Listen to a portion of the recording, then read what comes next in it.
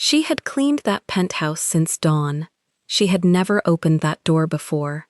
Juniper Callahan is 28, a maid in tight black and white uniform, a young black woman with a mission hidden in her bag, her father's old photo, and his worn wristwatch. She polishes glass on the top floor while the staff whisper one warning. The boss does not repeat himself. The boss is Kang Tae-jun. They call him the Snow Wolf. A black dragon coils up the left side of his neck, its head resting below his jaw.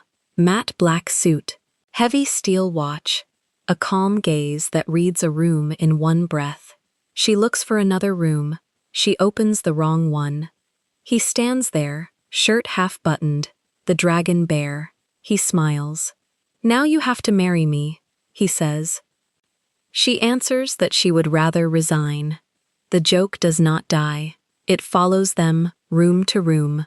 A game neither one will admit stopped being a game. She meets every order with irony. He meets every silence with a smile. And under all of it, the photo and the watch stay hidden in her bag. But what she came to find in that mansion was never on the cleaning list. Before starting the story, comment down below where you are watching from and what time it is there.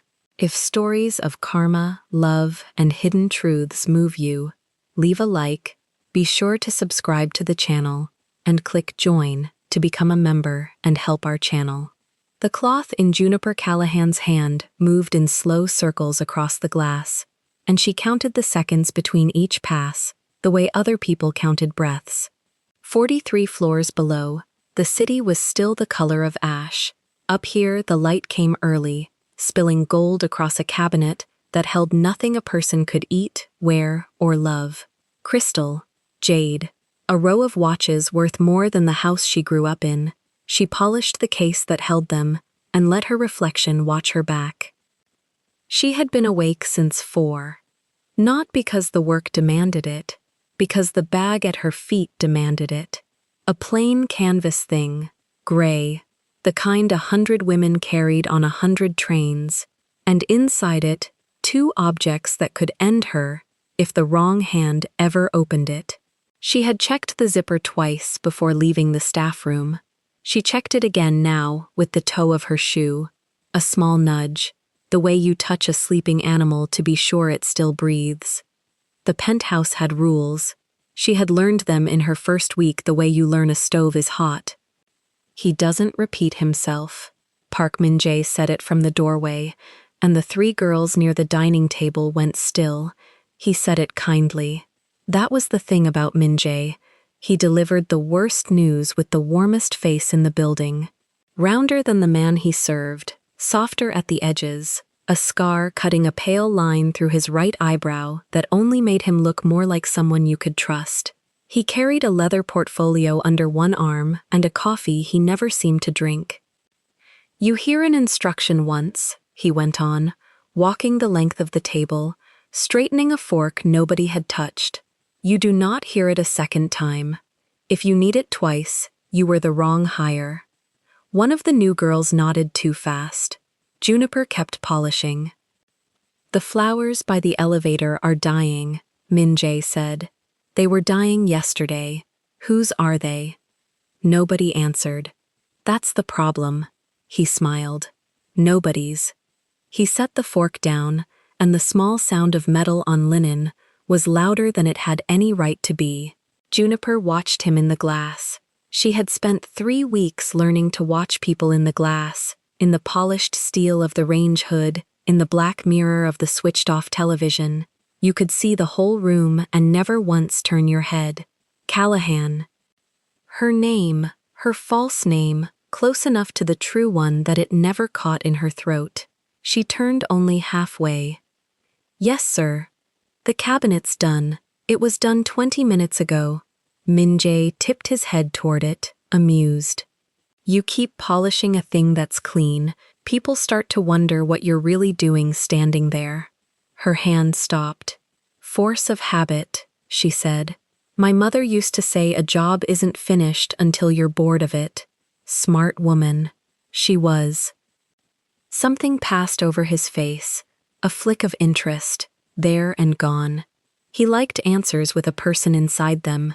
She had learned that too, and she fed him small ones, harmless ones, the kind that built a woman out of nothing, so nobody went looking for the real one underneath.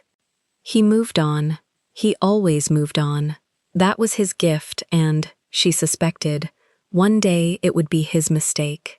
When the elevator took him down to the lower floors, the room exhaled. The youngest girl, Sina, came close under the pretense of dusting the sideboard. "How do you do that?" she whispered. "Do what?" "Talk to him. My tongue just stops." Juniper folded the cloth into a neat square. "He wants you to freeze. It makes the room easier to run." She tucked the cloth into her apron. "So don't." Senna stared at her like she'd said something in another language. Maybe she had. Fear was the first language they taught you in a house like this, and Juniper had come in already fluent in something else. She crossed to the flowers by the elevator. White orchids, drooping, the water in the vase gone cloudy. Nobody's, Minjae had said, which meant they were about to become somebody's problem, which meant they were about to become hers.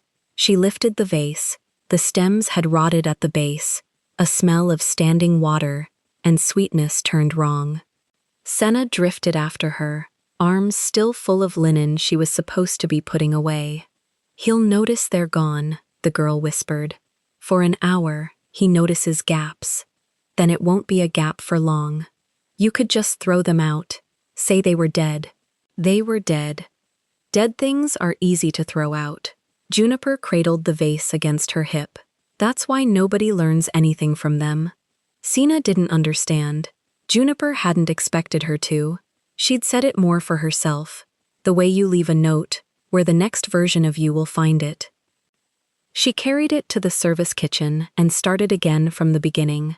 Fresh water, a clean cut on each stem, a diagonal, the way her father had shown her in a kitchen 4,000 miles and a lifetime from this one. He'd kept a single rose on the windowsill above the sink, every week, no matter what the accounts looked like. "A house with a flower in it is a house that still expects tomorrow," he used to say. He'd said a lot of things. She had spent the last 2 years trying to prove that one of them, the last one, was a lie somebody told to bury him. She set the revived orchids back on their pedestal and stepped back to judge them. "Better," Senna breathed, passing with an armful of linens. "Not done," Juniper said. "Come back in an hour." The morning moved the way mornings moved up here. On rails, silent, expensive. She learned another few feet of the apartment with every task. Where the cameras were, where they weren't, which doors opened to her passkey, and which stayed a dark red on the little reader, refusing her, keeping their secrets. There were 4 of those. She had mapped 3. She thought about the 4th the way you think about a sound in the wall at night. At 7, the household came properly awake, which meant the boss was awake, which meant the whole floor rearranged itself around a man most of the staff had barely seen. Kang Tae-jun. They said the name the way you'd say the name of weather. Snow Wolf, in the rooms below, where the men with earpieces stood. Nobody said it to his face. Juniper had glimpsed him twice in 3 weeks. A shape crossing a hall, a low voice behind a closing door. She had come here for him, and she had spent 21 days learning the exact shape of avoiding him, because a housemaid who arranged to be near the boss was a housemaid somebody eventually questioned. She knew things about him that his own men didn't. She knew the scandal that had nearly buried him 6 years back, the one the papers had folded into 3 paragraphs and then dropped. She knew which empire had been on the other side of that near death. She knew because that empire had a name, and the name was hers, and the man who'd carried it had gone into the ground, or been made to look like he had, with the whole thing still hung around his neck. She knew what she'd come to find. Proof. 1 piece of paper, 1 recording, 1 anything, that said her father had been framed. And under the proof, quieter, a second want she didn't let herself take out and look at in daylight, to stand in front of the man who'd helped ruin him and see whether he even remembered the name. The bag stayed at her feet. She moved it from room to room with her, tucked behind a supply cart, set on a high shelf while she worked, never more than an arm's reach. Inside, a photograph, folded once, soft at the crease from being folded and unfolded 1,000 times.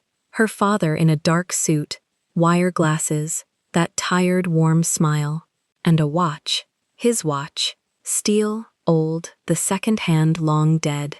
It didn't tell time anymore. It told her why she was here, which was the only thing she needed it to say. Callahan. Min Jae again, back on the floor, portfolio still under his arm. The study, it needs turning out. Books, shelves, the desk, everything dusted, nothing moved. You understand the difference? Dusted, not moved, she said. Once, he said, tapping his temple, smiling, and left her to it. The study was one of the rooms her passkey opened. She'd been in it before, briefly, under supervision. Now she had it to herself, and she made herself do the job first, and only the job, because the fastest way to get caught was to arrive somewhere hungry. So she dusted. Spines of books in 3 languages, a globe with the seas gone amber, a desk of black wood with a single drawer. She wiped the desk and did not open the drawer. She wiped the shelves and did not tilt a single book to read what stood behind it. She had learned patience the way other people learned it, by losing everything once and deciding never again to move before the moment was ripe. She carried her bag to the study window while she worked and set it on the sill in a band of sun. Habit. Company. When she reached to move it aside to clean the glass, her hand found the zipper open. 1/2 inch. No more. She went cold in a way that had nothing to do with the room. She had checked it. Twice in the staff room, once with her foot. She was sure, and being sure was exactly the feeling she couldn't afford, because sure was how you missed things. She drew the bag into her body and looked, really looked, at the corner of the study where the camera should have been. There wasn't one. She'd mapped that already. No camera in the study. That was why they'd put her in here alone. Or it was why they'd sent her in here to see what she did when she thought no one was watching. She held the bag against her stomach and made her hands slow. She unzipped it the rest of the way, an ordinary motion, a maid checking she hadn't left a rag inside. The photograph was there.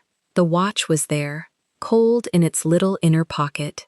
Nothing gone, nothing added that she could see. She zipped it closed, all the way, and pressed the pull flat against the seam. Then she made herself do the thing she'd trained for. She set the bag down. She walked away from it, 3 steps, to the shelf, and she wiped a spine that was already clean, and she counted.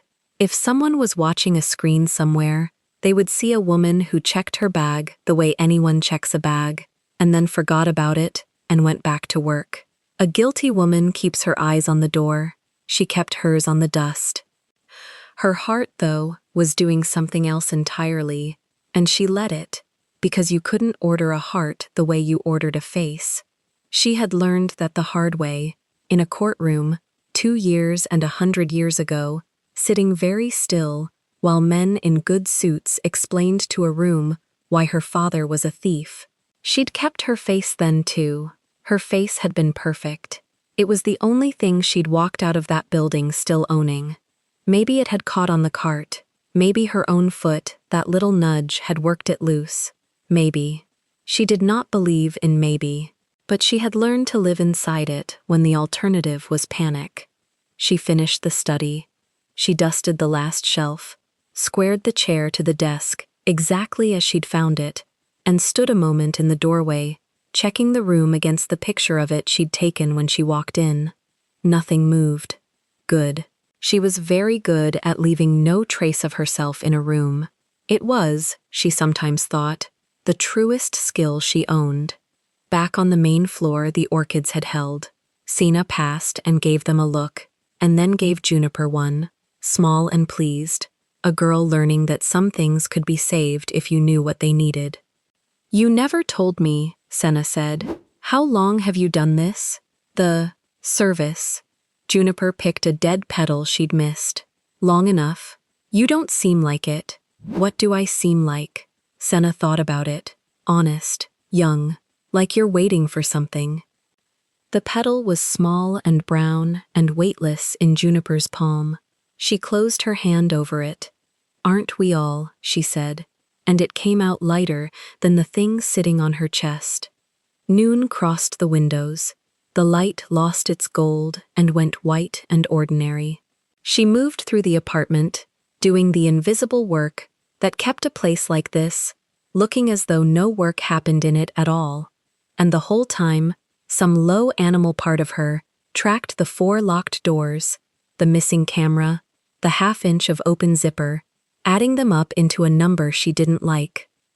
Min-jae found her once more before the afternoon turned. He had a way of appearing at the edge of a room and letting you notice him, so that by the time you did, he'd already been watching a while. You settle in well, he said. It wasn't quite a compliment. Most don't. This floor eats people. I'm not most people. No. He studied her over the coffee he still hadn't drunk. You're not? He said it pleasantly. He said everything pleasantly. But she felt it land somewhere under her ribs and stay, a splinter too small to pull, and she understood. The way you understand weather changing before the sky does, that the easiest man in the building to trust was the one she could least afford to. He walked off toward the elevators, straightening a picture frame that didn't need it. She watched the frame more than the man. He'd nudged it a 1/4 inch to the left. It had been straight. Now it sat wrong, and he'd done it on purpose, the way a boy pulls a thread just to watch who reaches to fix it. She left it crooked. Small rebellion. Nobody would ever know. But she'd spent 2 years living inside a life where every gesture was aimed, and she had promised herself she'd keep 1 square inch of the day that was only hers, unwatched, unweighed. The crooked frame was today's inch. The afternoon burned down slow. She restocked the service kitchen. She turned the guest linens. She passed the 4 locked doors, the way you pass a lit window in a house that isn't yours. Eyes forward, pace even, the whole of your attention on the thing you refuse to look at. Sina caught her once by the tall windows, the city laid out below them in glass and haze. Can I ask you something? The girl said. And you won't laugh. I might laugh. Ask anyway. Do you ever think about him, the boss, what he's like, up close? Juniper looked at the orchids, holding steady on their pedestal, alive because she'd decided they would be. No, she said, and it was the first flat lie she'd told all day, and it cost her nothing, because she'd been telling it to herself for 3 weeks and had almost started to believe it. I would, Sina admitted. I think about it all the time. Don't. Juniper handed her the last folded cloth. Men like that, you only want to be near once you know exactly what you'd say. Everything before that, you're just standing in a doorway waiting to be noticed. Sina laughed, embarrassed, and went. Juniper stayed at the window a moment longer. 43 floors down, the city was hers and not hers, the way everything up here was. She had crossed an ocean and buried a name and learned to disappear inside a black and white uniform, to stand exactly this close to the answer she'd come for. 3 locked doors mapped, 1 left. 1 dead watch in a canvas bag, ticking nothing, keeping the only time that mattered. She pressed her palm flat to the bag, once, the way you'd steady a hand on a shoulder. Soon, she told it. Then she picked up her cart and went to find the last room she hadn't opened.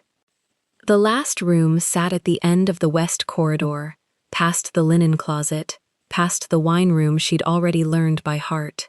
Her pass card had never touched its reader. She'd walked by it 11 days running and told herself the same thing each time. Tomorrow, when the floor was empty, when Min-jae was 2 levels down signing for deliveries. Now the floor was empty. Min-jae was 2 levels down. She pushed the cart ahead of her, wheels ticking over the seam where marble met the darker imported stone, and she counted doors the way she counted everything else on this floor. First on the left, staff bath. Second, the pantry with the good glasses. Third, a closet she'd opened once and found nothing but folded towels stacked to the ceiling. The fourth door was the one. She stopped the cart a body's length short.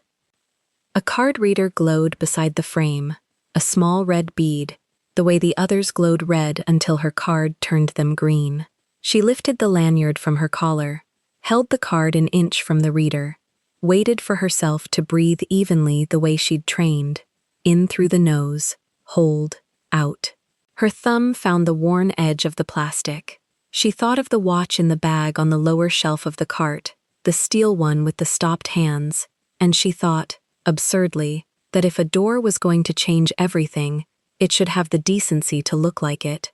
The reader stayed red. She tried again, slower, angling the card the way the tired ones on the lower floors sometimes needed. Red, a third time, red, and then a soft mechanical click that came not from the reader but from somewhere behind the wood, a latch turning on the other side, a handle already moving under a hand that was not hers. She stepped back on instinct, the good instinct, the one that had kept her invisible for 21 days. The door opened inward. It was not the room she'd come for. She understood that in the first half-second, before she understood anything else, because the light was wrong, warm, low, thrown from a lamp and not the ceiling, the light of a place where someone lived, rather than a place someone stored things. A bed at the far edge of her vision, a window the size of a wall, the city small and gray beyond it in the last of the afternoon, and nearer, close enough that she could have reached out and touched the frame, a man with his back half to her, a jacket held loose in one hand, the collar of his shirt open, and the buttons undone to the sternum. She knew him from 2 glimpses across 3 weeks. She knew him better from the way the whole floor rearranged itself around his name. Kang Tae-jun turned his head. He was not startled. That was the first thing that landed, and it landed like cold water. He did not jump, did not cover himself, did not do any of the small human things a person does when a door opens on them unfinished. He turned his head with the patience of a man who had heard the reader fail 3 times and let it. His hair was swept back off a sharp brow. His eyes found her and stayed, deep-set, unhurried, and the shirt hanging open showed what the tailored collars on the lower floors were built to keep private. The dragon. Black ink, coiled up the left side of his neck, the head of it ending just under the jaw, the long body of it disappearing under the open shirt toward his shoulder. She'd heard the men call him Snow Wolf, and she'd never once heard them mention this, and she understood in the same beat why. The men who saw the tattoo were the men who worked close, and the men who worked close did not gossip about what they saw. She had seen it now. "The reader doesn't like you," he said. His voice was quiet, even. It filled the doorway without lifting. "It doesn't like this card," she said. She heard her own voice come out steady and was grateful to it, the way you're grateful to a limb that holds your weight after a fall. "I was looking for the storage off the West Hall. I turned the wrong way." "You didn't turn the wrong way." He shifted the jacket to his other hand, unhurried. "There's no storage off the West Hall. There's this, and there's a wall. Then the floor plan I was given is wrong." "The floor plan you were given is old." He watched her a moment. "Who gave it to you?" "Housekeeping. My first week. A true thing, laid flat. The way she'd learned to lay true things when a lie would leave prints. I keep a copy. I mark the rooms I clean." "You mark them?" Something moved at the corner of his mouth. Not a smile, the country a smile comes from. How thorough.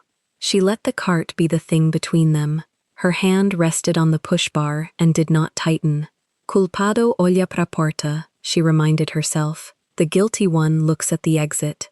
She looked at him, at the bridge of his nose, at the space just left of his eyes. The way you look at a person when you have nothing to hide and all day to prove it. I'll go back the way I came, she said. I'm sorry to have opened your door, sir. You didn't open it. He said it plainly, a correction, and not a comfort. I opened it. You knocked with a card 3 times and stood there, deciding whether to knock a 4th. Heat threatened the back of her neck. She did not let it reach her face. I wasn't deciding anything, she said. The card wasn't working. The card was working exactly the way it's built to. Not every door on this floor is yours. He stepped his weight to the frame, one shoulder against the wood, the jacket still in his hand, in no rush to put it on, in no rush to close the shirt, in no rush at all. Most people who find the wrong door look at their shoes and back away. You looked at me. Should I not have? I didn't say that. The corridor was very quiet. Down the shaft, the elevator hummed somewhere below them, gathering or shedding a weight she couldn't see. She was aware of her own pulse, not fast, present.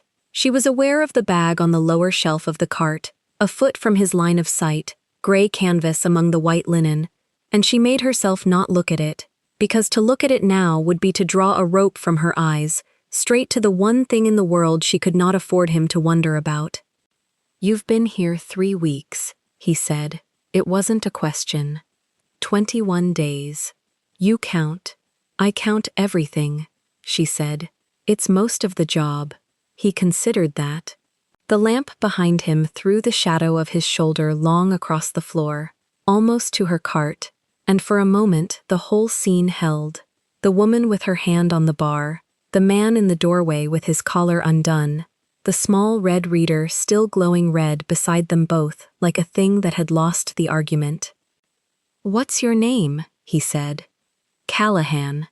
She gave it the way she gave everything, evenly, no weight on it, a coat handed to a stranger.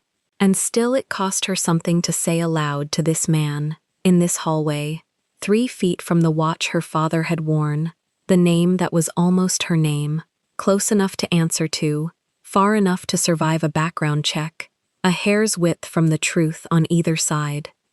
If it meant anything to him, nothing in his face moved to show it. 6 years was a long time. The scandal had 100 names in it, and hers had been buried under the loudest one. Callahan, he repeated. He tried the shape of it, unhurried, the way he seemed to do everything. You clean my floor, and you count my doors, and you stand in my hallway when you find the one that won't open, and you don't look away. You keep saying that, like it's a crime. I'm saying it like it's rare.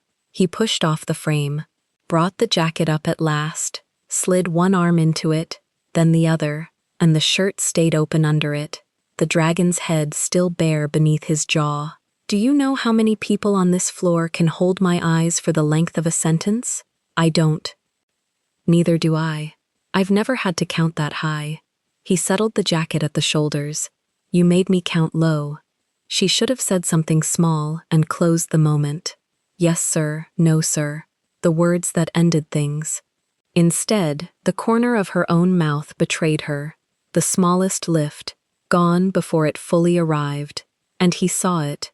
Of course he saw it. Because a man like this earned his living seeing the things people tried to swallow. There it is, he said. There's what? You almost smiled. I didn't. You did. Half of one. You did the same thing I do. He tipped his head a fraction toward her, studying, the calm gaze gone briefly bright at the center. I've been trying to place you for 21 days and I couldn't, because you don't do the thing the others do. You don't shrink. Do you know what it does to a room, a person who doesn't shrink? Tell me. It makes the room honest. He let a beat pass. I don't get many honest rooms. The elevator hummed again, closer now, and she heard it, and knew that in 90 seconds, or 60, Min Jae or Senna, or anyone at all, could round the corner and find her here. The maid, standing at the boss's open door, the boss half-dressed and unhurried, the two of them talking like the reader had never said read at all. She should have wanted the elevator to come, She found, to her quiet alarm, that a part of her wanted another minute more than she wanted the safety of the interruption. "I have flowers to change on the north end," she said, "before the light goes." "Then change them." He didn't move from the doorway. "But I'll tell you something first, Callahan, and you can do with it what you like." She waited. "You've seen something now that maybe 40 people in this city have seen." He touched 2 fingers briefly to the side of his own neck, to the ink, the closest he came to naming it. "I don't hide it, but I don't wear it open on the wrong floors either. The people who've seen it, I keep close. It's easier than the alternative." "What's the alternative?" "You don't want the alternative." He said it lightly, and it did not sound light. "So I'll take the easier road. You've seen it, which means I'm going to keep you close. There's really only one clean way to do that with a woman who counts my doors." He let the silence stretch 1 beat past comfortable. "Now you have to marry me." She looked at him. He looked back, dead level, and she could not for the life of her find the seam where the joke started, because he'd delivered it exactly the way he'd delivered everything else.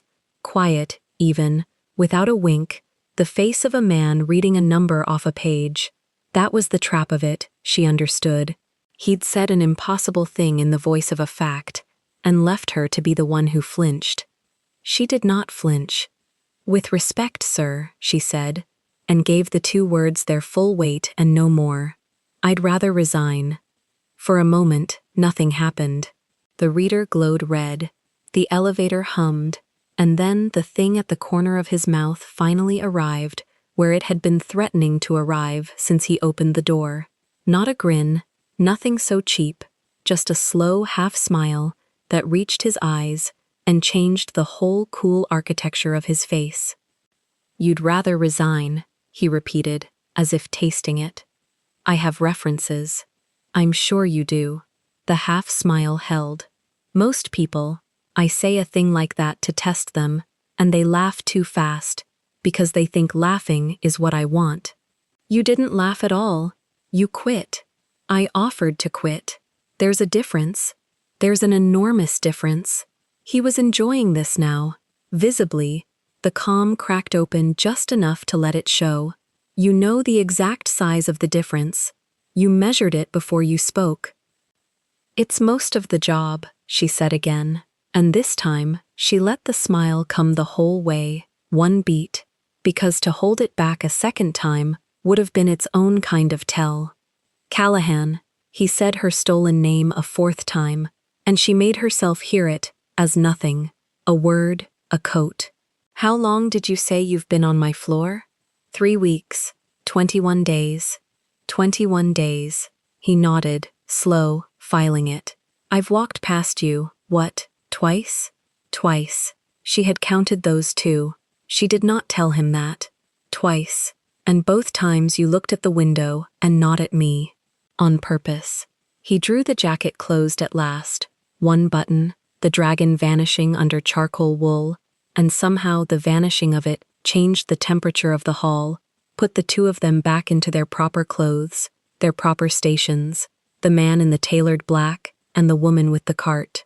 "You've been avoiding me, a woman who doesn't shrink from anything, avoiding one man. That's a thing worth noticing." Her hand, on the bar, stayed exactly where it was. "You're the person everyone else avoids," she said. "I was following the floor." "Were you?" He held her eyes another moment, and she felt the whole weight of his attention rest on her, the way a hand rests flat on a table, testing the wood. Then he stepped back into the room, 1 hand on the edge of the door. "Change your flowers, Callahan. The light's going." "Sir." "And use the east stair down. The reader on the west landing's been temperamental." The half-smile again, smaller, aimed. "I'd hate for you to find another door that won't open." The door closed. The reader went from red to nothing.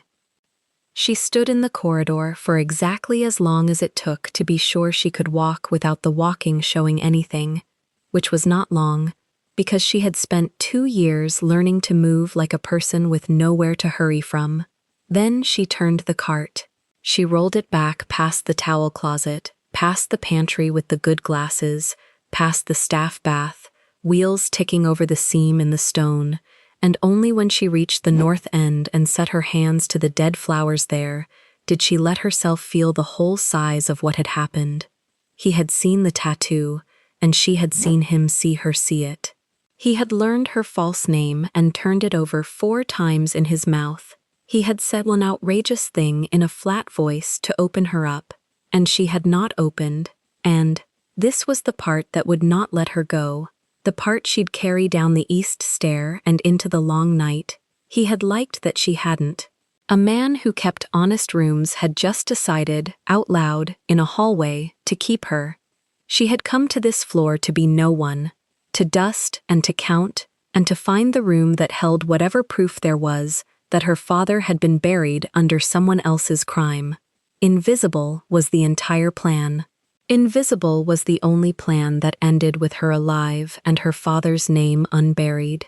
And in the space of one failed passcard she had made herself, of all the disastrous things, interesting to the one man on this floor whose interest could not be survived.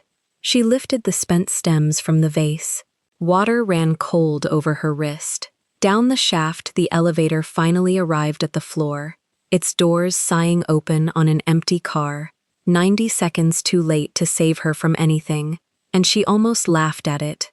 Almost, half of one, the way he'd caught her doing at the door. Somewhere below her, 43 floors down, the city was going dark by degrees. She pressed the fresh flowers into the vase, one at a time, spacing them the way her father had taught her a lifetime ago, and she made herself a promise in the plainest words she had. She would not find another door that wouldn't open. She would find the one that did. The east stairwell smelled of cold concrete and floor wax, and Juniper took it 2 mornings in a row before she understood he had turned her whole route into a message. The reader on the west landing stayed red. Nobody fixed it. Nobody was going to. A maintenance ticket she never filed would have shown that.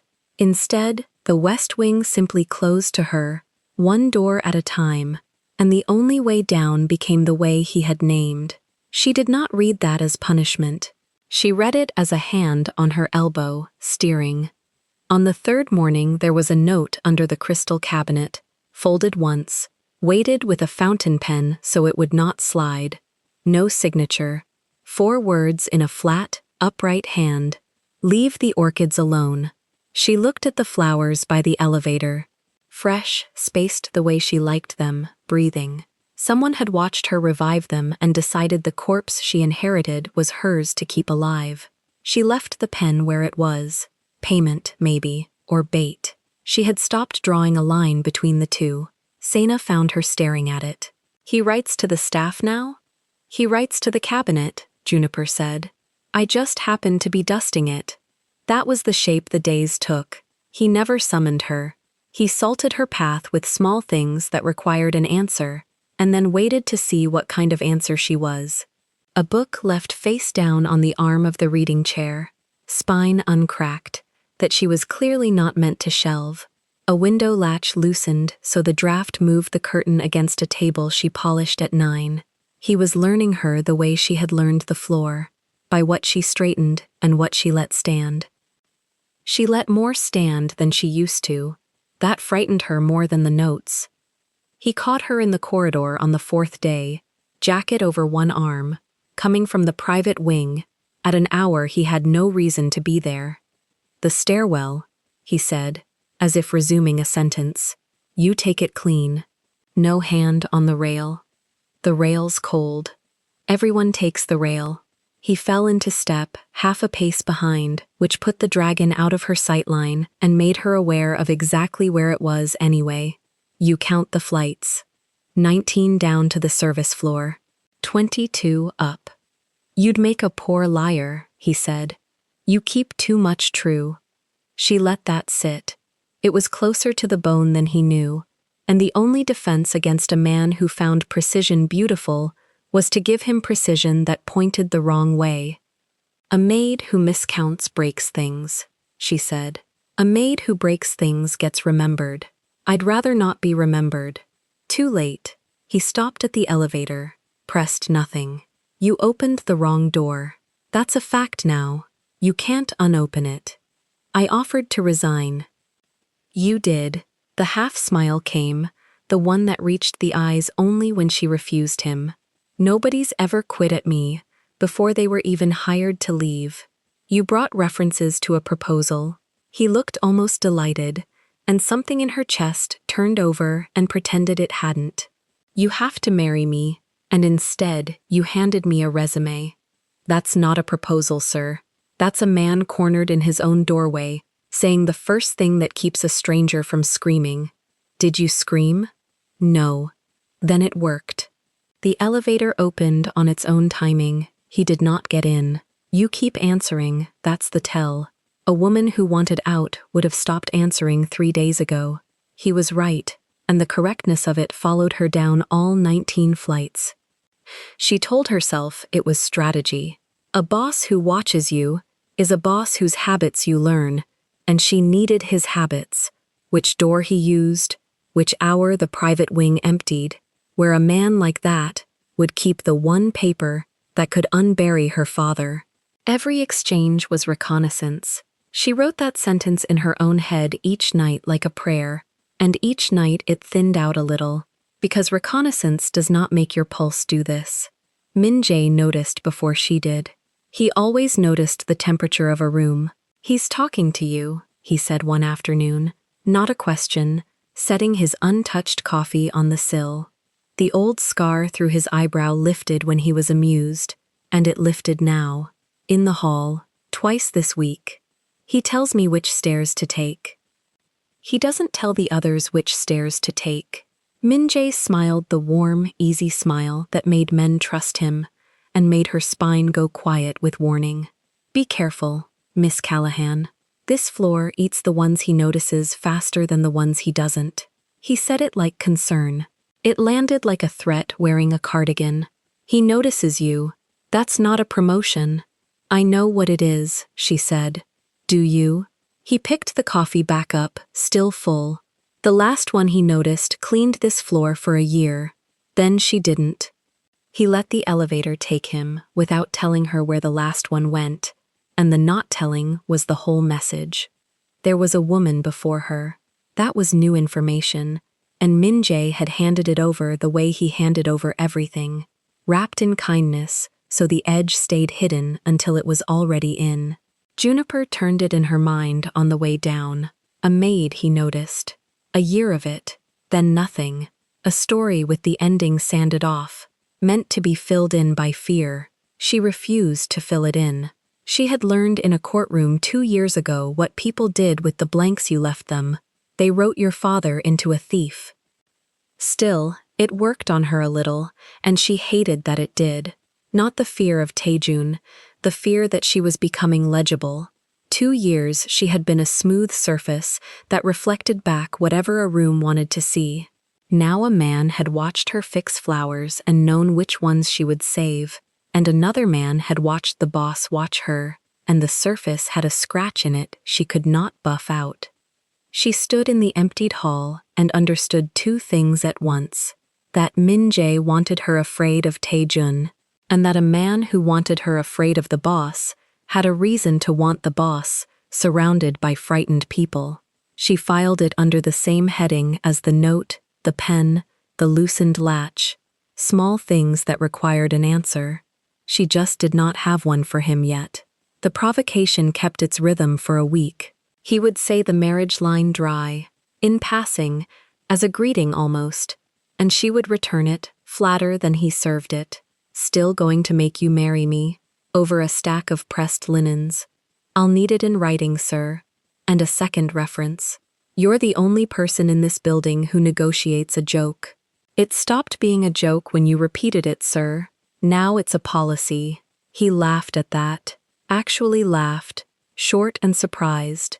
The sound of a man who did not spend it often, and she carried the sound down the stairwell like contraband.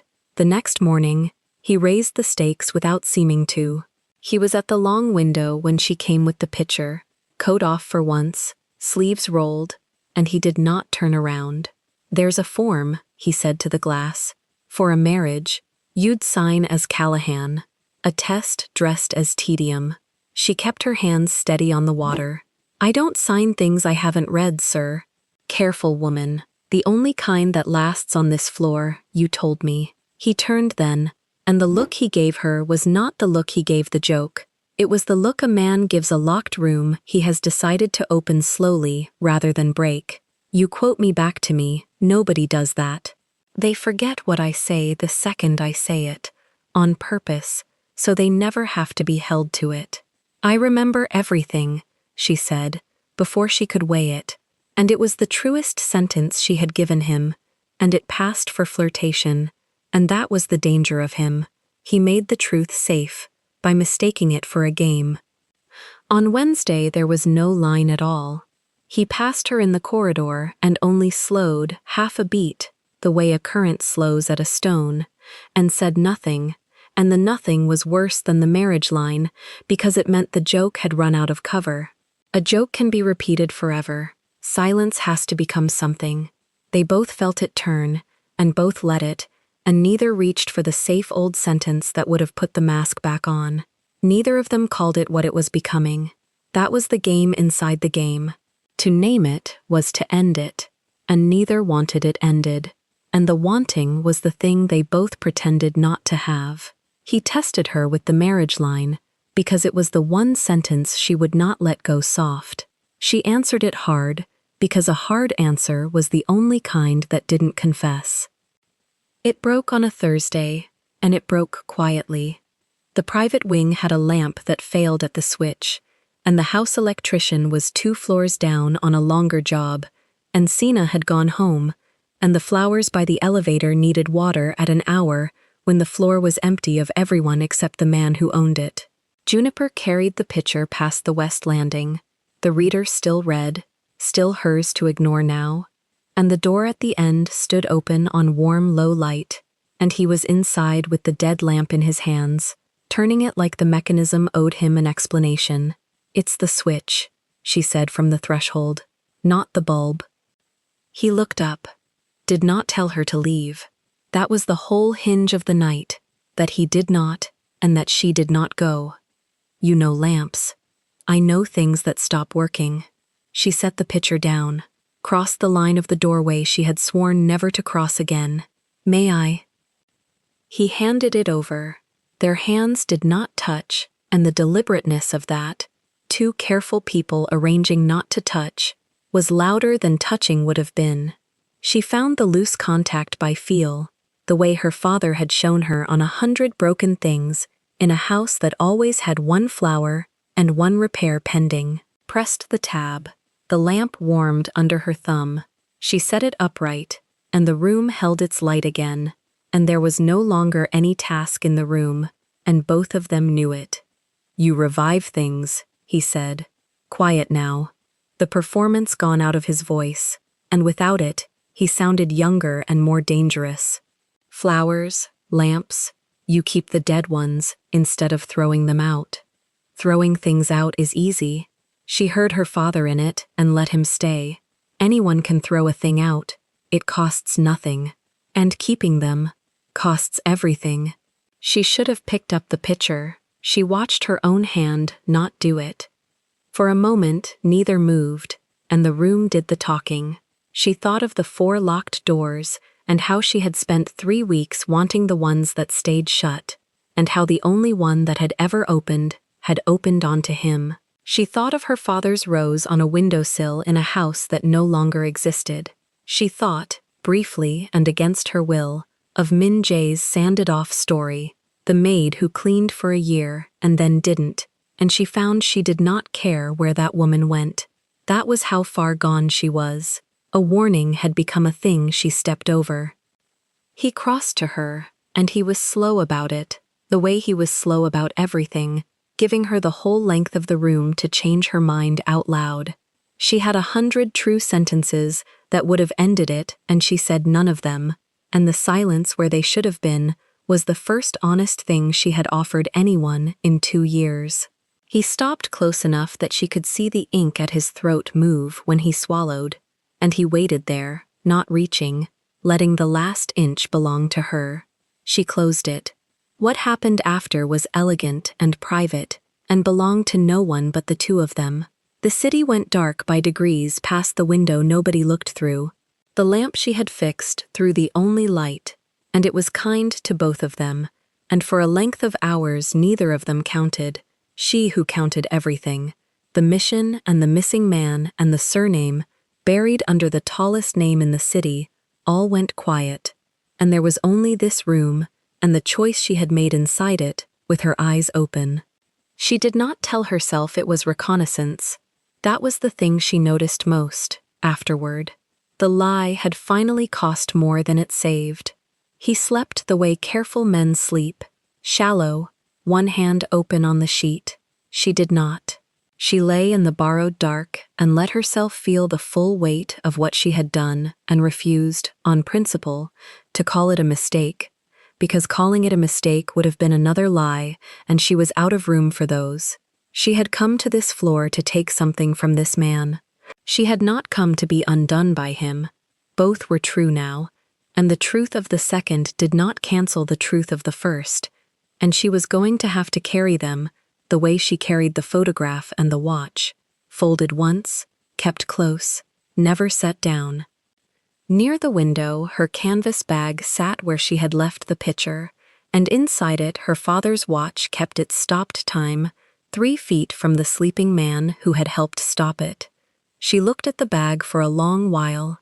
She did not open it. Opening it would have made her choose, tonight, between the two true things, and she was not ready, and readiness was a luxury this floor did not sell. She rose before the light, dressed in the dark with the economy of a woman who had spent 2 years being someone else.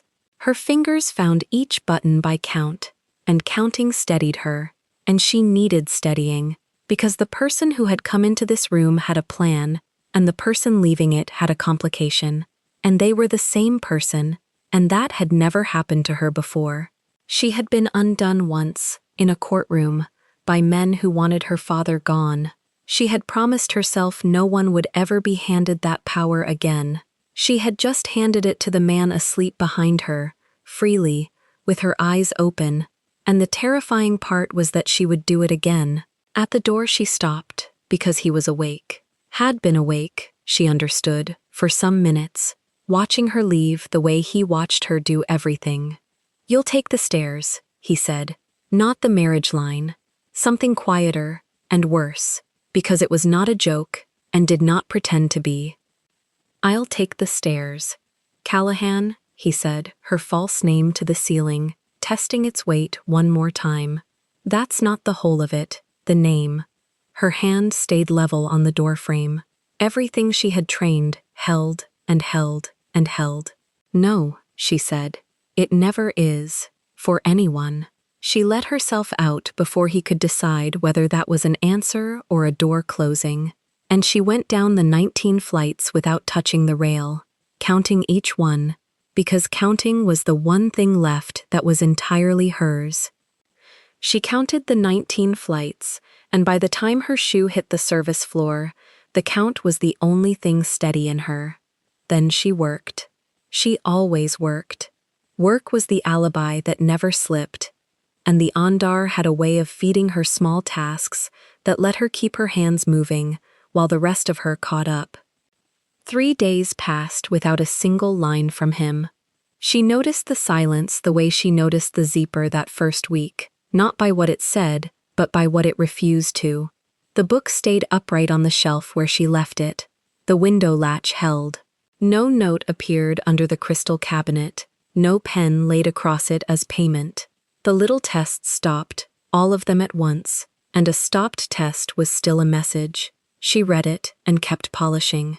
Sena caught her by the linen cart on the 4th morning.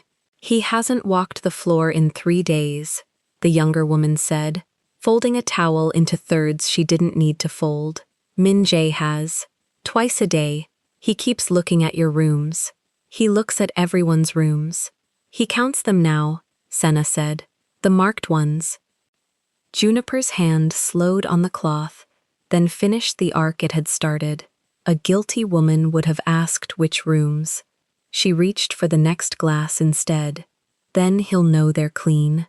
But she filed it. Min Jae, walking the floor the boss had gone quiet on. Min Jae, counting the rooms she marked. The rooms she marked in the copy of the plan the housekeeping gave her. The plan Taejun had called old. The plan that showed a storage room where a man's private door stood instead. She had told Taejun she kept a copy. She had told no one else. Someone had been reading her habits the way she read the Andar, and the someone was not the man who'd earned the right to. She let the frame by the elevator stay a half-inch crooked that day too. Her inch. The one thing she still gave herself. On the 5th day the elevator opened, and Min Jae stepped out alone, coffee full in his hand. The scar over his brow lifted in the friendly way that had never once been friendly. He didn't go to the office. He came to her. "You've moved up in the world," he said. "I've moved a cart," she said. "Same floor." "He asks after you." Min Jae set the coffee on the sideboard, where it would sit and cool and go untasted, the way it always did. Not by name. "He asks whether the West Landing reader is fixed." "It isn't." "He asks anyway." A man like that doesn't ask twice about a door unless he's thinking about who walks through it. "He watches your rooms," she said. "You watch him watch. Who watches you?" The scar over his brow held still, which was answer enough. He was not a man who liked the question turned around. He liked the room facing one way, toward him, the way a good host arranges chairs. For a moment, neither of them moved, and the coffee steamed between them, going the way it always went, untouched, cooling, a prop he carried to have something in his hands that wasn't a threat. "That's a lot of story from a broken reader. I've known him since we were 9. He smiled, and the smile was the warmest thing in the room and the coldest. "I read him the way you read this floor. So let me tell you how it goes. He notices a woman. He keeps her close. He tells himself she's different. He picked a fleck of nothing off his sleeve. And then something reminds him what he is. And different becomes dangerous. And dangerous he handles. He's very good at handling. You keep warning me," she said. "For a man who barely knows me, you spend a lot of breath on my safety." Something moved behind his eyes and was gone. "I spend it on his." He left the coffee. He always left the coffee. She watched the elevator swallow him and thought, "He did not come up here to warn me. He came up here to see my face when he said the boss was thinking about me, to measure it, and she had given him nothing, which was itself a kind of gift she hadn't meant to hand over, because a woman with nothing to hide has an easy face, and hers had gone careful. The gala was on the invitation before it was ever on his lips. She found the card the next morning, propped on the crystal cabinet where the notes used to come, heavy stock, silver-edged, a name embossed she recognized from the financial pages of 2 years of research.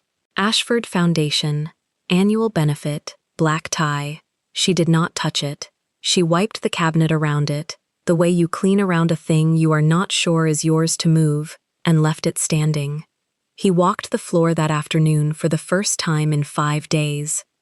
He came from the private wing without hurry, jacket buttoned, the collar closed high, and he stopped where the card stood and looked at it as if it had appeared without his help. "You didn't read it," he said. "It isn't addressed to me. It's addressed to no one. That's how they're printed." He turned it a quarter turn with one finger, the way he turned everything. The way she had learned meant he was deciding something out loud without saying the decision. "I have a companion for these. She confirms in June. She cancels in July. Every year. This year she canceled Tuesday." Juniper kept her hands on the cart. "I'm sorry to hear it." "You're not." The half-smile again, brief. "Neither am I." "Then you'll go alone." It suits the story better. The wolf who needs no one. The wolf who arrives alone gets asked all night who he arrived without. He set the card flat. "I asked for you." The cloth stopped in her hand. She made it move again, but the beat had happened, and he had seen it, because he saw everything that mattered and pretended not to see the rest. "You asked whom?" she said. "Housekeeping. This morning I asked for you by the name on your badge, and a man named Min Jae told me you were the wrong choice, and I told him I hadn't asked for the right one." He watched her. He had a great deal to say about why. He's usually more economical. She turned that over. Min Jae, arguing against her to the boss's face. The same morning the card appeared, 5 days after he began counting her rooms. The pieces did not yet make a shape she could name. They made a temperature. "He's right," she said. "I pour coffee. I don't drink champagne with people who own bridges." "You'll pour nothing," he said. "You'll stand next to me and let a room of people who own bridges try to place you, and fail, because I like watching people fail at that." The city was going gray in the window behind him, and he didn't look at it. "I'm asking, not ordering. You know the difference. You measured it for me 3 weeks ago." There it was, the form of it laid bare. He was handing her the one thing she had told him mattered, the difference between a request and a command, offered back to her as proof he'd listened. It would have been easy to say yes. It was the easiest door on the whole Andar, and every instinct she'd trained for 2 years told her that the easy door was the one that didn't open, or opened onto a man half-buttoned in a room that wasn't on any plan.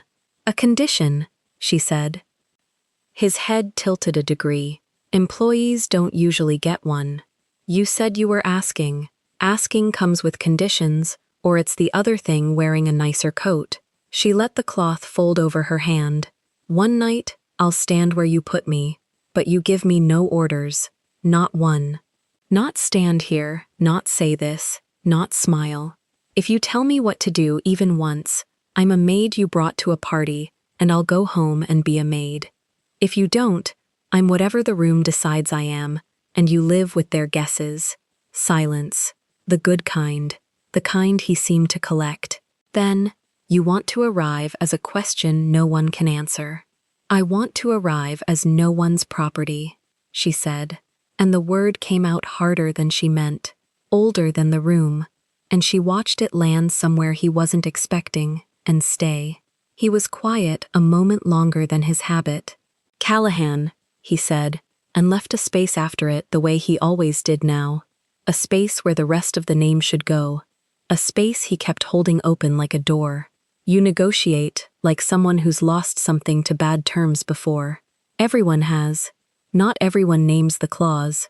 He picked up the card, finally, and held it out to her, not on the cabinet now, but in the air between them, so that taking it meant taking it from his hand. "No orders. You have my word, which in this building is the only currency that doesn't inflate. Saturday. The car comes at 7. "And if the room decides I'm nothing," she said, "some of them will. It's the first thing people like that do. They price you. You'll stand there while they do it."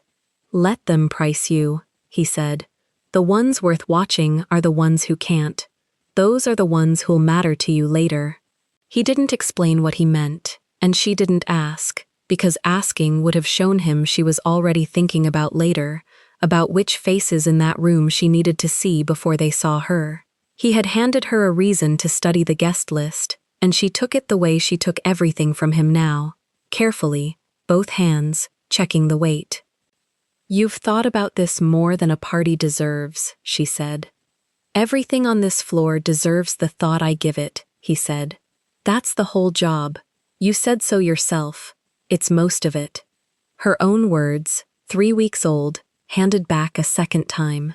He kept doing that, returning her sentences to her like coins he'd been holding, proof he'd been listening on days she thought no one was. It should have warned her. Instead, it did the other thing, the thing she'd stopped being able to call recognition, and she hated how quietly it worked. She looked at the card. She looked at the card. She looked at the card. She looked at the card. She looked at the card. She looked at the card. She looked at the card. She looked at the card. She looked at the card. and she thought of the relogio in the gray canvas bag on the lower shelf of her cart, the stopped watch 3 feet from the man who had helped stop it, and she thought, this is how it happens, not a lockpick, not a stolen file, an invitation, a condition, a hand held out, and a woman who says yes, because saying yes puts her in a room full of the people who built the case that buried her father, the financiers, the foundations, the names from the pages. The gala was the archive she'd been unable to reach with a keycard. He was walking her into it and calling it a favor. She took the card. Her fingers didn't touch his. That was its own condition, unspoken. 7, she said. He almost smiled and let it stay almost. He buttoned nothing, unbuttoned nothing, gave no order, and that restraint was louder than any he'd ever spoken. He walked back toward the private wing, and at the turn he stopped without facing her. Wear something that isn't ours, he said, and then, catching himself, that wasn't an order. That was a hope. You'll note the difference. I always do, she said, and he was gone. She stood with the card in her hand for a count of 10. Then she did what she had trained 2 years to do with anything that shook her. She put it away and kept working. She slid the card into the inside pocket of her bag, the one with the zipper, and her fingers brushed the cold face of the stopped watch on the way out. And for one breath, she let herself feel the whole shape of what she was about to do. Walk into the lion's benefit on the arm of the lion, looking for the one paper that proved her father wasn't a thief, in a gown that wasn't a uniform, under a name that was almost hers. 2 floors down, Min Jae was not surprised. He heard it from housekeeping before lunch. The maid, the Saturday car, the boss overruling him to his face, and he set his coffee down, full, and did not drink it, and smiled at no one. Then he made a call he'd made before, to a woman who canceled every July, and he thanked her, quietly, for being so reliable this year. What he didn't say, what he never said, to anyone, in a building that ran on things people didn't say, was that the companion hadn't canceled on Tuesday of her own accord. She'd been given a reason to. A small reason, delivered by a man she trusted, the way small reasons always were on this floor. He had wanted the boss reaching for someone. He had not expected the boss to reach for the one woman on the Andar whose badge name sat 1 letter off from a file Min Jae kept locked 2 floors down, in a drawer no keycard opened. Callahan. He'd read it the first week and told himself it was a coincidence. The way you tell yourself a stopped clock is just a stopped clock. He'd gone into her bag once, early, and found a photo and a watch, and half convinced himself it meant nothing. Half. Now the boss was walking her into a room full of people who remembered the name Callahan the way you remember a fire. Min Jae looked at the cold coffee.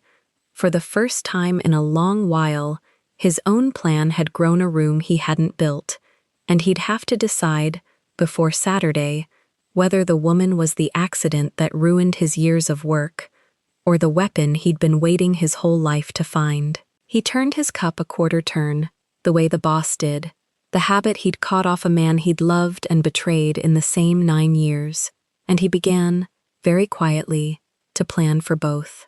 He pulled the file drawer once, 2 floors down, in the room no keycard opened. He didn't take the folder out.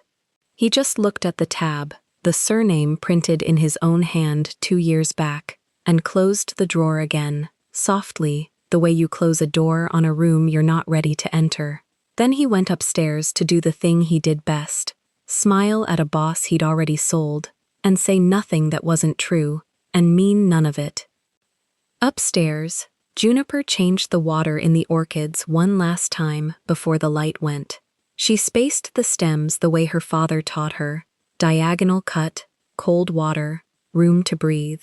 A house with a flower still expects the morning. She set them by the elevator, straightened the crooked frame she'd left crooked all week, squared it, finally, because tonight she wanted nothing on this floor out of place that someone could point to, and she rode the service elevator down with the card in the zipped pocket and the watch beside it. ticking nothing, keeping time with the only clock in the building that had stopped on the day everything did. Saturday came in 4 counts of the Ondar's routine. She spent them the way she spent everything, watching, marking, giving nothing. And on the 4th evening, at 7, a car she did not choose waited at a curb she did not name, and Juniper Callahan walked toward it in something that wasn't a uniform, carrying a bag that held a dead man's watch, toward a room full of the living who had helped kill his name. The car stopped under a canopy of white light, and Juniper counted the steps from the curb to the doors before she let herself breathe. 9. A doorman in gray gloves reached for the handle. She got there first, opened it herself, and stepped out in the pale yellow gown with the silver at her wrist and throat, and she did not take the arm that was offered. Taejun came around the car without hurry. He wore the same matte black he always wore, the collar open, the ink at his neck bare to a room that had no idea what it was looking at. He glanced at the gown once. He said nothing about it. That was the deal, and he was keeping it to the letter, and she noticed that he was keeping it, which was worse than if he'd broken it. "Left of the fountain," he said. "That's where they'll come at you." "Who will?" "All of them, in order of how much they think they matter." She walked in beside him, half a step off his shoulder, close enough to read as his, far enough to read as her own. The lobby opened into a hall the size of a train station, marble underfoot, a ceiling somewhere in the dark above the chandeliers. 200 people, maybe more. She'd been in rooms like this before. From the other side of a tray, she knew the exact weight of a tray of champagne, 12 flutes, how you carried it so the glasses didn't sing. A waiter passed with that exact tray. She watched her own hand not reach for it. "You've gone somewhere," Taejun said. "I'm counting exits. How many?" 4. "The kitchen makes 5, but they'll have someone on it." He almost smiled. He steered them toward the fountain, and the room began to turn, the way a room turns when the man who owns half the building walks into it. Faces angling, conversations losing their thread and finding it again. Juniper kept her chin level and her gaze soft and let them look. Let them decide what she was. That was the whole art of the uniform, and the gown was only a different uniform. A man in a black tuxedo with a silver-headed cane reached them first, and something in Juniper's spine went to iron before her mind caught up to why. He was old, silver-gray hair combed straight back, gray eyes behind rimless glasses, a trimmed beard gone white at the edges. He moved slow, the cane more habit than need. He shook Taejun's hand with the ease of a man who had shaken every important hand in the city and been disappointed by most of them. "Kang," he said, "you brought a face I don't know. That's rare. I know all the faces." "Harrison Vance," Taejun said, for her.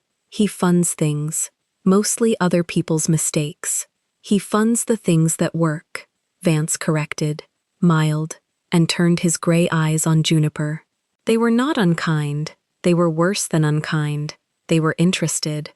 She gave him nothing, a small, even nod. "Sir, and you are?" "With Mr. Kang," she said. Vance smiled at that, at the shape of the dodge. "Everyone here is with someone. It's the only thing that qualifies them for the room." He tilted his head. "You have a good face. Steady. I've watched men lose fortunes because their face moved at the wrong second." He let the cane take a little weight. "You didn't move at all. I wasn't asked a question yet." "No," he agreed. "You weren't." And he moved on, slow, into the crowd, and Juniper let her breath out through her nose. 1 count, 2. "That was a test," she said. "Everything in here is a test," Taejun said. "You passed his. His are easy. Whose aren't?" He didn't answer because the answer arrived. She came out of the crowd the way cold comes under a door. Tall, thin, a floor-length gown, the color of a bruise gone wine dark. Platinum hair pulled into a chignon, so tight it changed the shape of her face. Diamonds at both ears, dropping. rings that caught the light and threw it. Her mouth was already arranged into a smile before she was close enough to use it. "Taejun," she said, and kissed the air by his cheek without touching it. "You came. 2 years running, I lose the bet with myself." Her eyes had already left him. They were on Juniper, on the gown, on the silver, cataloging, pricing, and you brought Vivian, Taejun said. "Just the name. A door closing on a name. Introduce us." "No."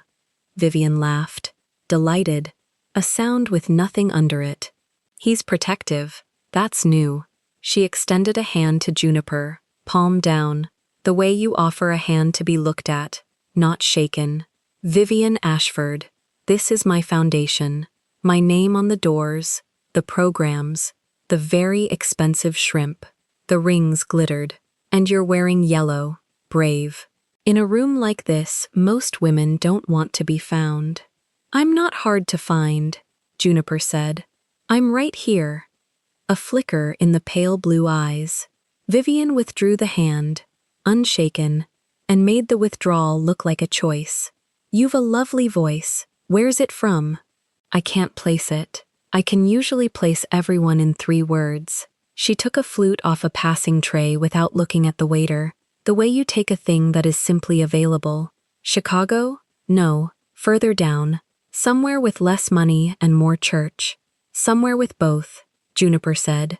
"They tend to travel together." Around them, 2 or 3 people had stopped pretending to talk. Vivian felt the audience the way a performer feels the house lights, and she warmed to it.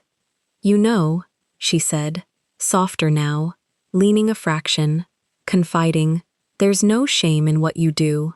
Whatever it is you do, but there's a way these rooms work. There's a place for everyone, and a woman does herself a kindness when she remembers her place before someone reminds her of it." The smile stayed put. "I'm being generous. I'm rarely generous. Ask anyone." Juniper looked at her for a moment. She thought about the tray of 12 flutes. She thought about her father setting a rose on a windowsill and telling her that a house with a flower still expected tomorrow. She did not raise her voice. She had learned a long time ago that the woman who raises her voice has already lost the room.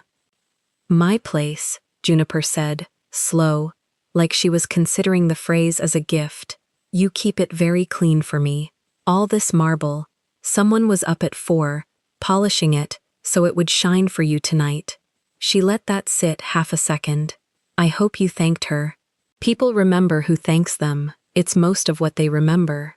Vivian's smile didn't move, but her hand did, a small tightening on the stem of the flute, the knuckles going pale under the rings. "How poetic," she said. "How true," Juniper said. "Poetry usually is. That's why people hate it."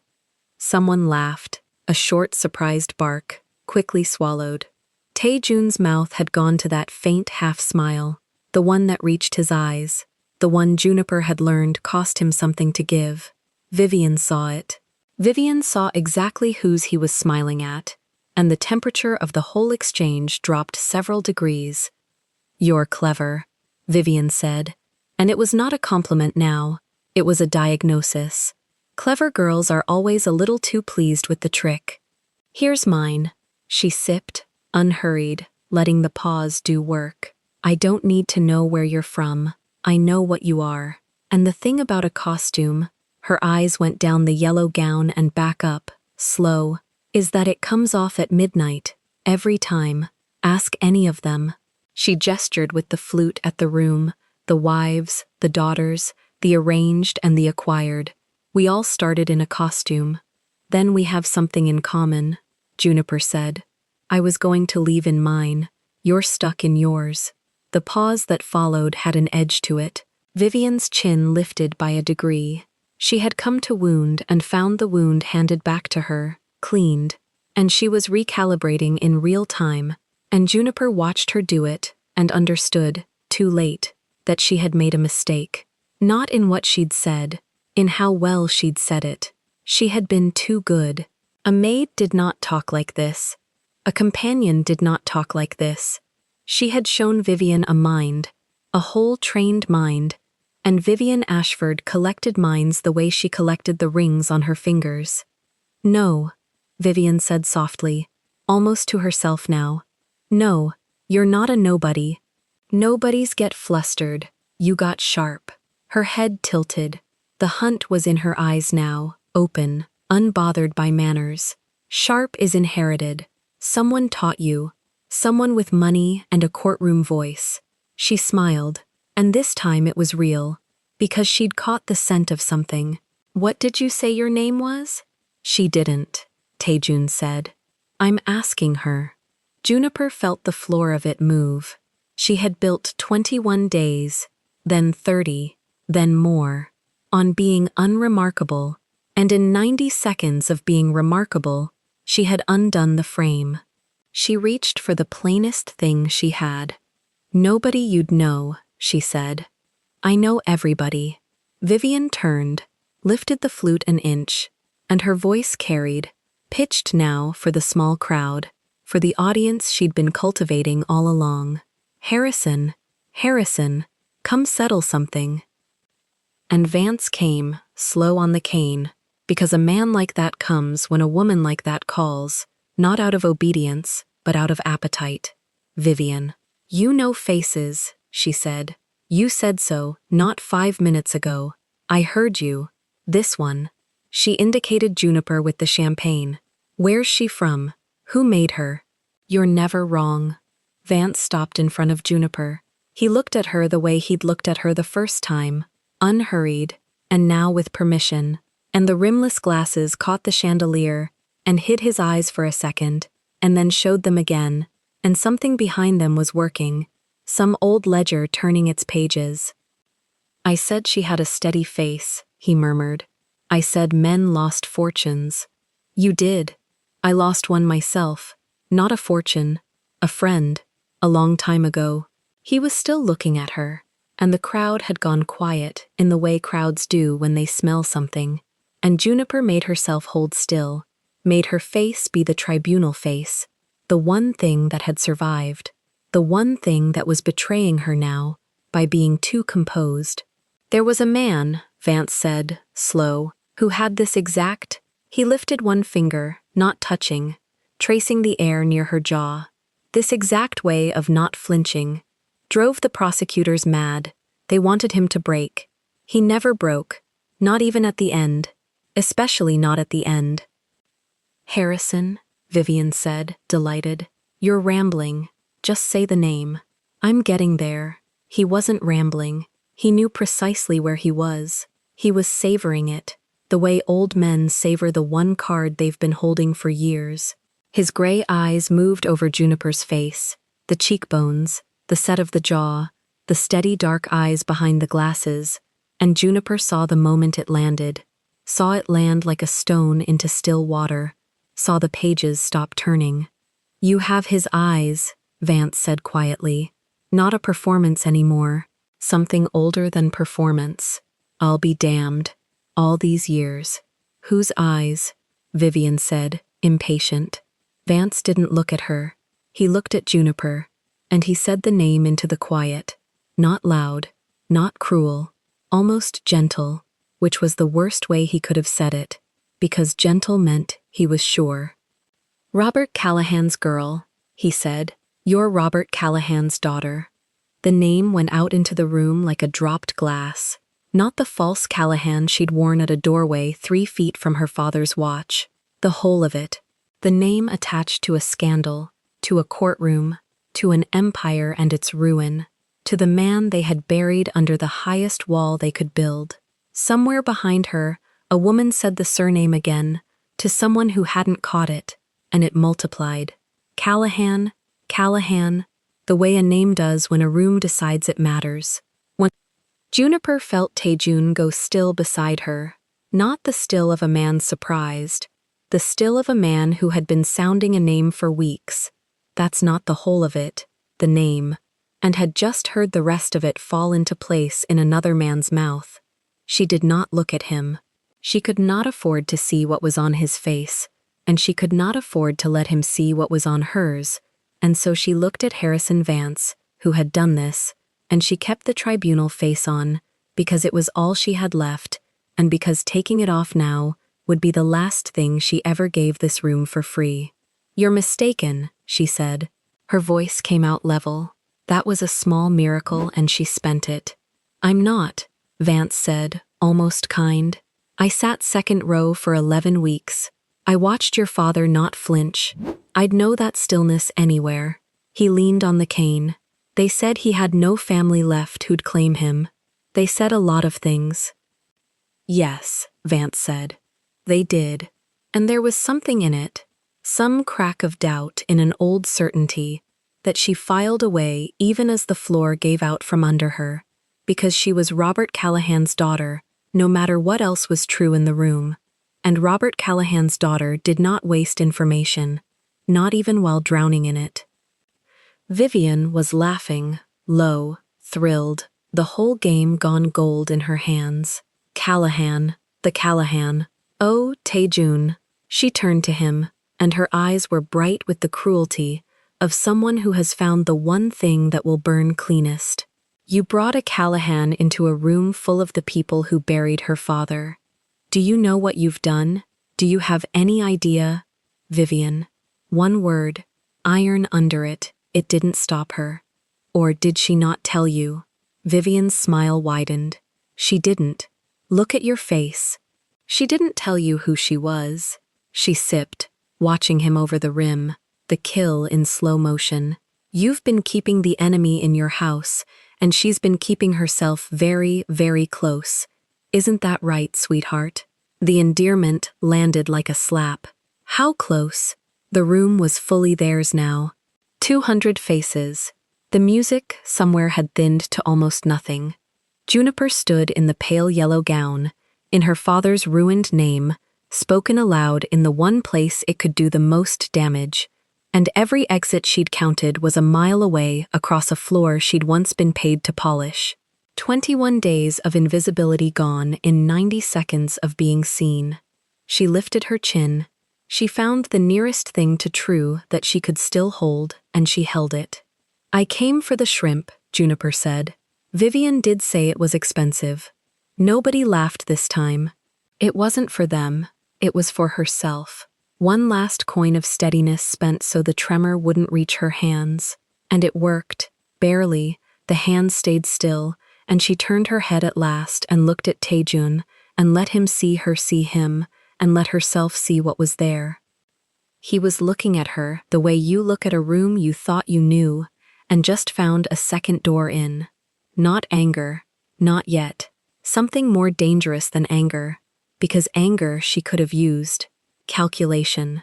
The snow wolf, running the numbers on the woman he'd let past every wall he had. "Is it true?" he said, low. Only for her, though the whole room strained to hear it. She had a choice. She'd been putting it off for weeks, on a windowsill 3 feet from his sleeping hand. She wasn't going to get to put it off anymore. "Ask me somewhere else," she said. "Not here. Not for them." And Vivian Ashford, watching the two of them, felt the room begin, ever so slightly, to tilt back toward the woman in yellow instead of away from her, and reached for the one thing that would end it. "Security," she said, pleasant, lifting one ringed hand toward the edge of the hall. "I think Mr. Kang's guest has had enough of our shrimp." Taejun lifted one hand. He didn't raise his voice. "The guest stays." 2 men in dark suits had already started across the marble. They stopped at the edge of the fountain the way water stops at a wall. Vivian's smile held, but her ringed hand came down slowly, because a room reads a man before it reads a woman, and the room had just watched Kang Taejun decide. "She's a Callahan," Vivian said, quieter now, "only for the circle. You know what that name is." "I know exactly what it is," Taejun said. He turned his head to Juniper, and the whole gala turned with him. "Somewhere else. You said not here." He set 2 fingers on her arm, not gripping, only pointing a direction. "This is somewhere else." He walked her out through the kitchen. 5 exits she'd counted, and he took the one the guests never used. past the steel counters and the trays of shrimp Vivian had priced like a boast. The staff pressed to the walls. Juniper knew the choreography from the wrong side of it. She'd worn the black and white in rooms like this. Now she wore the pale yellow gown and a name that had emptied a hall, and the cooks looked at her the way she used to look at the ones who got to leave through the kitchen on someone's arm. A car, the same driver. The bag was on the back seat where she'd left it, gray canvas against cream leather, and Taejun saw her eyes go to it before they went anywhere else. "That's what you carry," he said, not a question either. She didn't answer until the doors shut and the city started sliding by in gold streaks. Then she opened the zipper, the inside pocket, the one that had been found open an inch 3 weeks ago, and she took out the photograph and the watch, and she put them on the seat between them. "Robert Callahan," she said. "My father. They buried him a thief 2 years ago." She set the steel watch on the man's knee, the hands stopped, and she watched the dragon's head quiet of his face. "You helped. I know his case," Taejun said. He picked up the watch. He held it still. "I didn't build it. I inherited the man who did. You were the wall the money hid behind. 6 years ago, someone gutted my accounts and dressed a corpse in my name to do it. The scandal, you know. That was the cover story they gave the city while they moved the real theft 2 floors down." His thumb moved over the stopped hands. "Your father's trial was the second act of the same play. I never saw the script. I only saw the ending." She kept her eyes on the watch in his hand, not his face, because his face gave nothing, and the watch gave everything. A stranger holding her father's wrist, the way she'd held it as a girl, learning to tell time. "You expect me to believe you didn't know. I expect you to check," he said, and handed the watch back. "You count everything. Count this." She'd come for proof. 21 days of marked rooms, 4 locked doors, a keycard that opened 3 of them, and none of the one that mattered. She'd built a whole quiet self to get inside a building and open a drawer, and the drawer had never been in the penthouse at all. For 2 years, she'd rehearsed the moment she'd say this name to this man, and in every rehearsal he'd flinched or lied or reached for a phone. He did none of it. He turned the watch over and read the maker's mark on the back the way she read a room, and she understood, with a small drop in her chest, that he was checking her story the same way she checked his. 2 people who counted things, counting each other. "There were 40 men who could have signed that transfer," he said. "Only one of them was in the room the night your father's records moved. Only one of them handed me a story about how he came by a scandal that wasn't his." He set the watch down between them, gently, hands up. "I've been looking for that man for 6 years. I looked past him every morning. He brought me coffee. The file isn't upstairs," she said slowly, watching him. "Is it? What file?" "The one with my name on the tab, written by hand.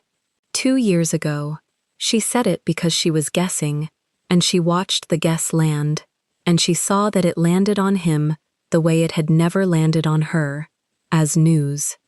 Taejun went very still. Then he said one word, and it wasn't her father's name. Min-jae. The drawer was 2 floors below the penthouse, in an office that no keycard opened, and Park Min-jae was standing over it when the private elevator hummed and told him the boss was coming up in the middle of the night from the wrong direction. He had heard about the gala by then, a call from a caterer who owed him. "Callahan," said aloud, in front of 200 people, in front of Harrison Vance, who had sat second row for 11 weeks and could do arithmetic.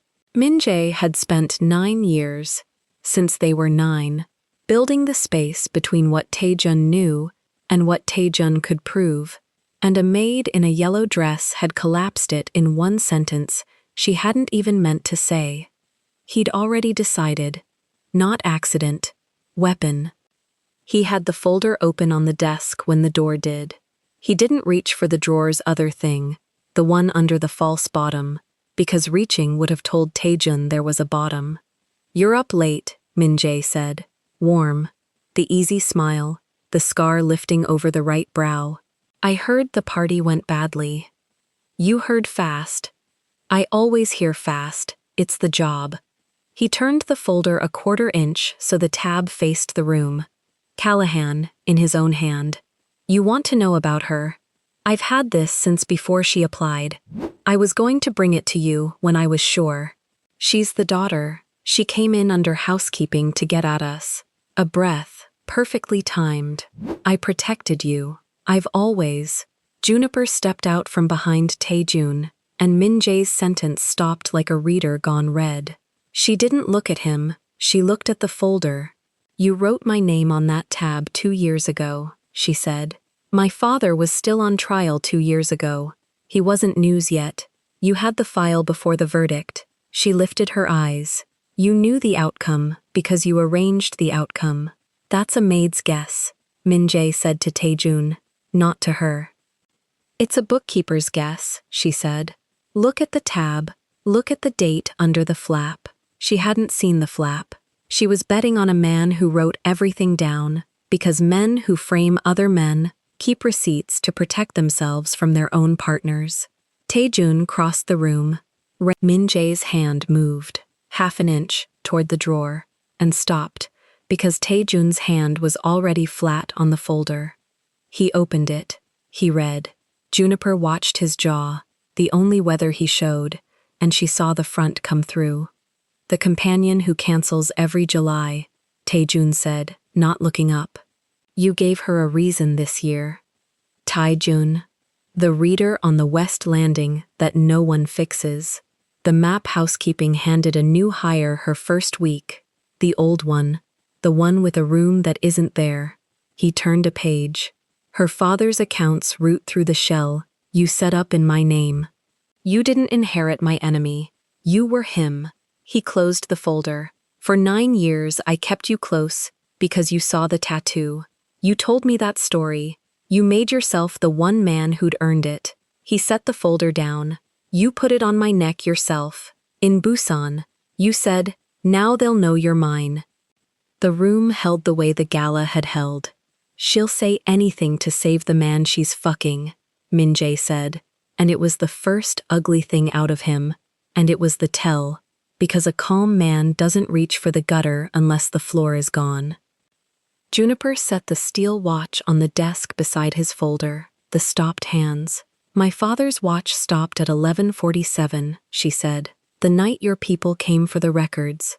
The report said he died at 9, at home, alone, of shame. She let that sit. A man doesn't wind a watch after he's dead, and a watch doesn't stop 2 hours late, unless someone was still holding his wrist at 11:47.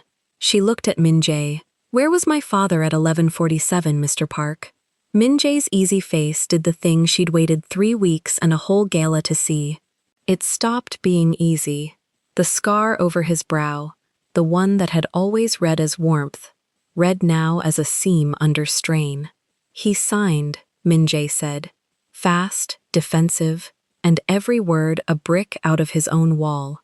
He signed the transfer, and he walked. I put him on a plane, I don't kill. He heard himself. He shut his mouth a beat too late. You put him on a plane, Juniper repeated. The office went so quiet she could hear the elevator settle. My father is alive, she said. She'd said it flat, the way she said counts, because if she let it be anything else her hands would go and she needed her hands. Somewhere under the flat, a girl who had folded a photograph and kept a dead man's watch for 2 years felt the floor of her grief drop out and reveal a second floor beneath it, one she hadn't dared build on. She kept her face the way her father had kept his. It was the only thing they'd left her, and now it turned out they'd left her more. Where? Taejun said. To Min Jae, one word, and it had the whole building in it. Min Jae looked at the drawer. He looked at the false bottom he'd been careful not to reach for, and Juniper, who had learned this man's tells across a marble floor while pouring nothing, followed his glance and knew there was a second thing under the first. There's a bottom to that drawer, she said. Isn't there? It came apart the way these things do. Not in a gunfight, but in paper, which is where it had always lived.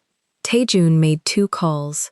The first put 4 of Min-jae's own men in the stairwell, and they came because a wall, once it falls toward the one still standing. The second was to a lawyer who had been waiting 6 years for a reason. Under the false bottom there was a second folder, thinner, and inside it a single sheet with a date, a flight number, and a town Juniper had never heard of. Her father's hand at the bottom, a signature she'd know blind, the R that never closed. Not a confession, a receipt for a man kept alive, because a live witness who owes you is worth more than a dead one who can't be questioned. Min-jae didn't run. There was nowhere in the building his keycard reached that Taejun's didn't reach first. He sat down in the chair he'd chosen for other men, and he looked at Juniper with something that was almost respect and entirely too late. "You polished a cabinet for 3 weeks," he said. "I was learning the room," she said. "You taught me. First morning, you said he doesn't repeat himself." She picked up the folder, her name, 2 years of a lie in a stranger's neat hand. "Neither do I." "The last maid," Juniper said before they took him, "the one who cleaned this floor a year and then didn't. You told me she was a warning." She held his eyes. She saw the file, didn't she? Min-jae's mouth moved. Whatever had been charming in it was gone. "She asked the wrong question once," he said. "You asked all of them." "I remember everything," Juniper said. "You should have hired someone who forgets." They took him down in the elevator he'd used twice a day to count her marked rooms. She didn't watch it close. She'd stopped needing to watch doors shut behind men. The penthouse was empty at 4 a.m, the hour she was always awake anyway.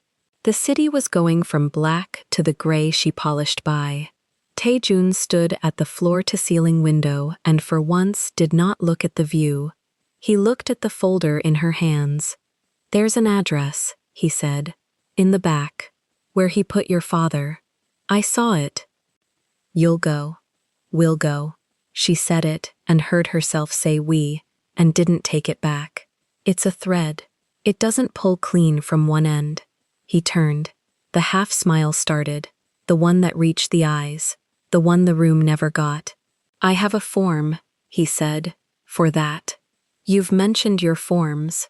This one I read first." He took something from his jacket, not a paper, the steel watch, hers, her father's. She'd left it on the desk, and he'd taken it, and here it was, wound. The hands moved. He'd fixed the contact the way she fixed a lamp, by touch, by knowing where the break was. "You don't sign things you haven't read, so read me." He held it out, ticking. "I asked you to marry me the first day because it was the only true thing I could say to a woman who wouldn't lie. I've said it since as a policy, a joke, a form. I'm saying it now with nothing under it. A breath, not a maid, not a Callahan I can use, an equal or nothing. You're no one's property, least of all mine."